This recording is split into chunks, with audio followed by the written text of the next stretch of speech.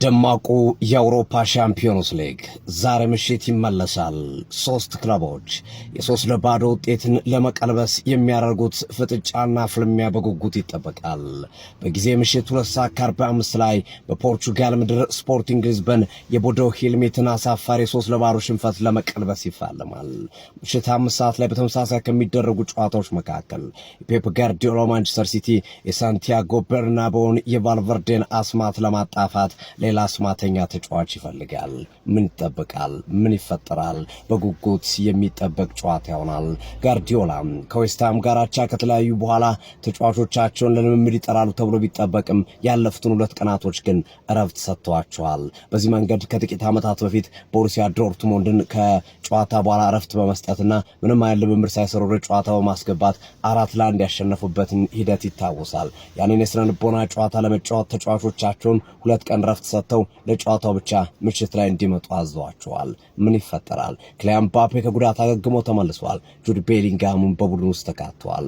ማንቸስተር ሲቲዎች ግን ይህንን ውጤትን ቀለብሰዋለን እያሉ ይገኛሉ። ጋርዲዮላ ውጤቱን ለመቀልበስ ሐሳብ የሌለው ውጤቱን ለመቀልበስ እርግጠኛ ያልሆነ ተጫዋች ወደ ቡድናችን አይምጣ፣ ወደ ጨዋታውም አይምጣ፣ በቤቱ ይቅር እንዳትመጣ ብለው ሐሳባቸውን ሰጥተዋል። ሌላኛው የምሽቱ ተጠባቂ ፍጥጫና ፍልሚያ በስታንፎርድ ብሪጅ ቼልሲ ፓሪስ ሰን ጀርመንን የሚያስተናግድበት ጨዋታ ነው። በ3 ጎል ልዩነት የተጠናቀቀ ሌላኛው ጨዋታ ነው። አሰልጣኝ ሮሰነሪዮ ካለፍራቻ ሁላችን በማጥቃት እንጫወታለን፣ ምን እንደሚፈጠር አብረን እንመለከታለን ሲሉ ተረምጠዋል። ቼልሲ ከጥቂት ወራቶች በፊት በፊፋ ክለቦች ዓለም ዋንጫ ፓሪስ ሰን ጀርመንን ማሸነፉ ይታወሳል። ብቸኛ ከዋንጫው ጉዞ የገታው ፓሪስ ሰን ጀርመንም በውድድር ዓመቱ ቼልሲ ብቻ እንደነበር ይታወሳል። የእንግሊዝ ክለቦችንም የውጤት ማጣትና በእንግሊዝ ክለቦች ላይ ያደረገውን የፓሪስ ሰን ጀርመንን ግፍ መቋቋም የቻለው ቼልሲ ነው። በአስቶን ቪላ፣ በሊቨርፑል፣ በአርሰናልና በመሳሰሉ ክለቦች ፓሪስ ሰን ጀርመን የወሰደውን የበላይነት ቼልሲ መግታቱ ይታወሳል። አሁንስ ሪሞንታዳ ይሰራ ይሆን?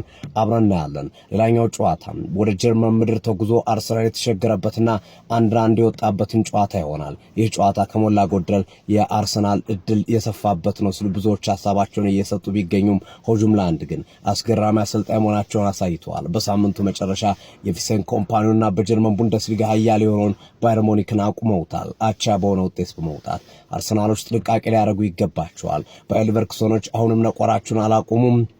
ኤሚሬትስ ስቴዲየም ላይ ኮርና ሊከለከል ይገባል በማለት የኮርና መስመር ያለበትን አጥፍተው ኮርና ባይኖርልን የሚል ፖስታቸው መፖስታቸው በፎቶ አድርገው ብዙዎችን እያነጋገረ ይገኛል። ተጠባቂ ጨዋታ ነው። አርሰናል ካስደማሚው የመጨረሻ ደቂቃ ኤቨርተን ድል በኋላ ባየር ሌቨርኩሰን ላይ ድል ተቀናጅቶ የአራትዮሽ ዋንጫ ጉዞውን ያከናውናል ወይ? ምሽት የሚጠበቅ ይሆናል። የጨዋታዎችን ውጤት ይገምቱ፣ ሐሳብ አስተያየት ስጡ። የፕላስ ምልክቱ መጫን ፎሎ ያርጉ። ይህ ትርታ ሲቲ ስፖርት ነው። መልካም ቀን።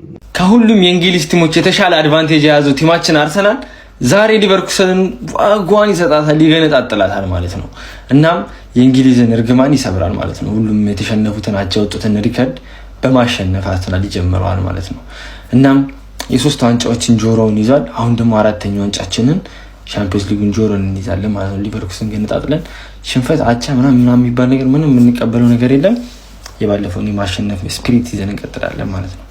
እሺ አሁን ፋብሪዚዮ እንደወጣ መረጃ መሰረት ማለት ነው እነ ምባፔ እነ ጁድ ቤሊንጋም ያው ጉዳታቸው አገግመው ወደ ማን ሲቲ መብረራቸውን የዘገበው እና ስኳድ ውስጥ አሉ፣ ስብስብ ውስጥ አሉ። ስታርቲንግ ላይ ይሰለፉ አይሰለፉ የምናውቀው ነገር የለም።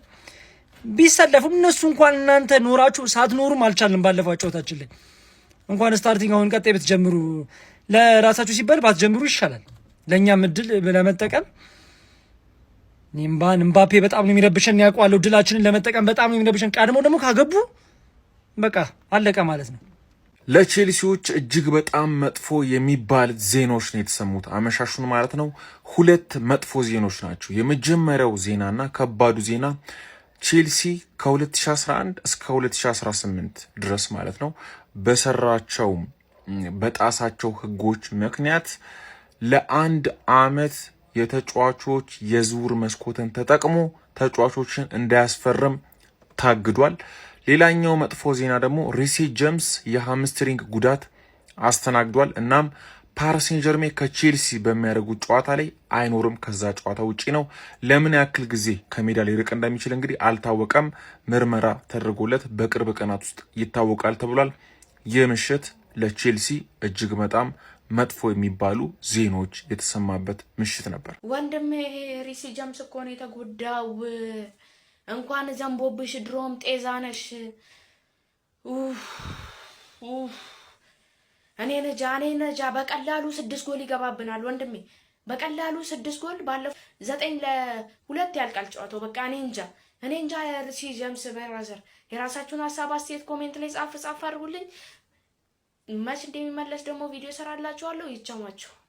እኔ የምላችሁ ጀማው ጋርዲዮላ ማድሪድን ንቆት ነው አልገባኝም። ዛሬ ሰማሁት መረጃ እኮ ጆሮን ጭው የሚያደርግ ነው። ምሬን ነው የምላችሁ። ማለት ነገ ከማድሪድ ጋር እጅግ ወሳኝ ጨዋታ እንዳለው ይታወቃል። ሲቲ በሜዳና በደጋፊው ፊት። ታዲያ ከዚህ ጨዋታ በፊት ዛሬ ማለት ነው ለቡድኑ ተጫዋቾች በሙሉ ጋርዲዮላ እረፍት ሰጣቸው። ሂዱ ረፉ፣ ተዝናኑ፣ ፏፈሽ በሉ ነው የሚመስለው። ብቻ እረፍት አድርጉ ብሎ ምንም ልምምድ አልተሰራም ዛሬ። እና ጋዜጠኛው ለምንድን ነው ልምምድ ያልተሰራው ይለዋል። ነገ ከጨዋታው በፊት ልምምድ እንሰራለን አላለም? ምን ከጨዋታ በፊት በረስ ነው እንዴ? ይሄ ሰውዬ ተስፋ ከቆረጠ ለምንድን ነው በጊዜ የማይነግራችሁ? የሲቲ ደጋፊዎች እንደ ሐሳብ ነው፣ እኔ ጥያቄ ነው። ከቆረጠ ለምን አይነግራችሁ እንዴ? ነገ እንዴት ነው ከጨዋታ በፊት ልምምድ? አይከብድም? እኔ አላውቅም። እቺ ሐሳባችሁን አካፍሉኝ።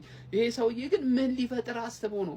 ልጆቹን የሆነ ኢሉሚናቲ ቦታ ወስዷቸው ይሄን ነገር ከባክ ሊያደርግ አስቦ ነው? ጀማ እኔ ሐሳብ ስጡበት። ዝም ማለት ነውር ነው እንዴ? ምን አስተው ሊሆን ይችላል? አንተ ሊቀለብሱት ነው። ጉድ ልናይ ነው ጀሙ፣ ጉድ ልናይ ነው። ትናንትና ምሽት በወጡ መረጃዎች መሰረት ማርቲን ኦዴጋርድ ለእሁዱ ለዋንጫው ጨዋታ ሙሉ ለሙሉ ወደ ሜዳ እንደሚመለስ የሚያሳዩ መረጃዎች ወጥተዋል። ለዛሬውም ጨዋታ የመሰለፍ እድል ነበረው። ነገር ግን ሚኬል አርቴታ ሙሉ ለሙሉ ጤነኛ ሆኖ የእሁዱ ጨዋታ ላይ እንዲገኝ ስለሚፈልግ ከዛሬው ምሽት ጨዋታ ውጪ እንዳደረገው የሚያሳዩ መረጃዎች ወጥተዋል። ከዛ በተጨማሪም ጁሪያን ቲምበርን በተመለከተ ትናንትና ምሽት በወጡ መረጃዎች መሰረት የደረሰበት ጉዳት ብዙ የሚያሳስብ እንዳልሆነና ለእሁዱም ጨዋታ ወደ ሜዳ እንደሚመለስ የሚያሳዩ መረጃዎች ወጥተዋል። ምናልባትም እሁድ ከማንቸስተር ሲቲ ጋር ለምናደርገው ጨዋታ ከሜሪኖ ውጪ ሁሉም የክለባችን ተጫዋቾች በሙሉ ጤንነት ላይ ልንመለከታቸው እንችላለን። ማርቲን ኦዴጋርድ እና ጁሪያን ቲምበርን በተመለከተ አዳዲስ የወጡት መረጃዎች እነዚህ ናቸው። ወደ በኋላ የጨዋታ ቀን ይልሃል ሀቢቢ፣ ግምት ሳይሆን ቶ የመጀመሪያ ጎል የሚያስቆጥረው ምንም ይሁን ውጤቱ መጀመሪያ ማን ነው ጎል የሚያስቆጥረው ኮሜንት ላይ ታስቀምጣለህ።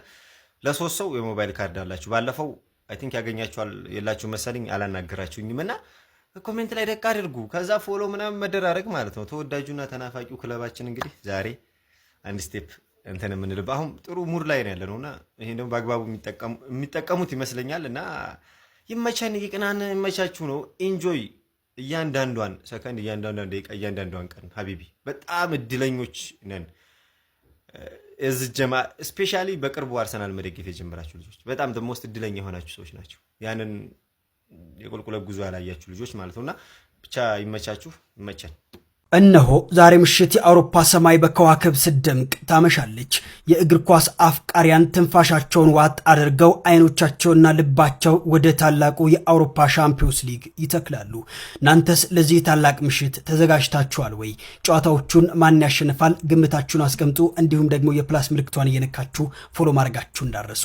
በዛሬው መርሃ ግብር የአርቴታው አርሰናል በኤምሬትስ ስታዲየም በሜዳውና በደጋፊው ፊት የክለቡን ግርማ ሞገስ ለማሳየትና ወደ ቀጣዩ ዙር ለማለፍ ቆርጠው ተነስተዋል። በሌላ በኩል የጋርዲዮላው ማንቸስተር ሲቲ በሪያል ማድሪድ የደረሰበት ያንን አስደንጋጭ ሽንፈት ለመቀልበስ ወደ ኢትሃድ ይገባሉ። የለንደኑ ቼልሲ በፒኤስጂ የደረሰበትን የ5-2 ውጤት ለመቀልበስና ተአምር ለመስራት ከፈረንሳዩ ክለብ ጋር የሚያደርገው ፍልሚያ ዓለም በጉጉት ይጠብቀዋል። እናንተስ በእነዚህ ወሳኝ ጨዋታዎች ምን አይነት ውጤት ትጠብቃላችሁ? ሀሳባችሁን በኮሜንት ላይ ግለጹ።